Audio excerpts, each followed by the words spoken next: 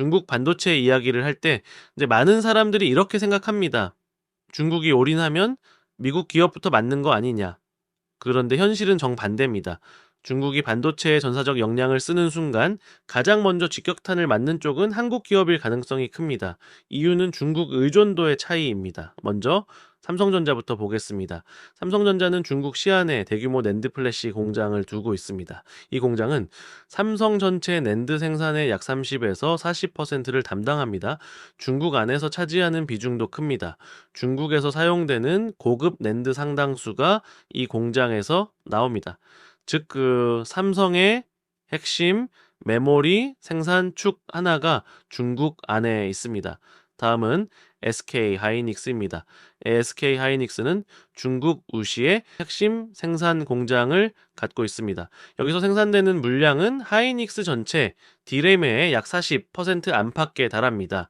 중국 서버, 중국 스마트폰, 중국 IT 산업의 상당 부분이 이 공장과 연결되어 있습니다. 게다가 다른에는 낸드 생산 공장까지 있습니다. 이 공장은 원래 인텔 공장이었고 하이닉스가 인수했습니다. 이걸 한 문장으로 정리하면 이렇습니다. 한국의 대표 반도체 기업들은 중국 안에 세계 시장을 움직이는 생산 기지를 그대로 두고 있습니다. 이제 미국을 보겠습니다. 미국 기업들은 중국의 최첨단 반도체를 찍어내는 전공정 공장을 거의 갖고 있지 않습니다. 엔비디아, 퀄컴, AMD는 애초에 공장이 없는 팹리스 기업입니다. 자, 인텔도 중국에서는 패키징과 테스트, 즉 후공정만 운영합니다. 마이크론 역시 중국에서는 조립과 이 모듈 생산 위주입니다. 자, 텍사스 인스트루먼트가 중국에 전공정 공장을 두고 있긴 하지만 여기서 만드는 건 AI 칩이 아니라 가전 자동차용 범용 반도체입니다. 정리하면 미국 기업들은 중국에서 없어도 되는 생산만 하고 있습니다. 중국이 이 공장을 밀어내도 미국 본토와 동맹국 공장에서 대체가 가능합니다. 그래서 미국은 중국이 올인해도 직접적인 생산 타격이 크지 않습니다. 대만을 보겠습니다. TSMC는 중국 난징에 공장이 있습니다. 하지만 이 공장은 28 나노 수준의 구형 공정입니다. TSMC의 핵심인 5 나노, 3 나노, 그리고 AI용 최첨단 공정은 전부 대만 혹은 미국으로 옮겨가고 있습니다. 중국이 난징 공장을 건드려도 TSMC의 핵심 경쟁력은 크게 흔들리지 않습니다. 일본도 비슷합니다. 일본 반도체 기업들은 중국 의존도가 낮습니다. 소재 장비 중심이고 생산은 일본 본토나 동남아로 분산되어 있습니다. 이제 다시 한국으로 돌아옵니다.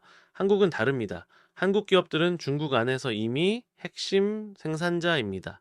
그래서 중국이 반도체의 전사적 역량을 쓰는 순간 이건 경쟁이 아닙니다. 교체입니다. 이 중국 입장에서 가장 현실적인 시나리오는 이겁니다. 미국을 이기자가 아니라 지금 안에 있는 외국 기업부터 중국 기업으로 바꾸자. 그 대상이 바로 한국 기업입니다. 미국 기업은 밖에서 막습니다. 대만 기업은 핵심을 밖에 두고 있습니다. 일본 기업은 아예 구조가 다릅니다. 하지만 한국 기업은 중국 안에 있습니다. 그래서 중국이 올인하면 한국은 가장 먼저 맞을 수밖에 없습니다.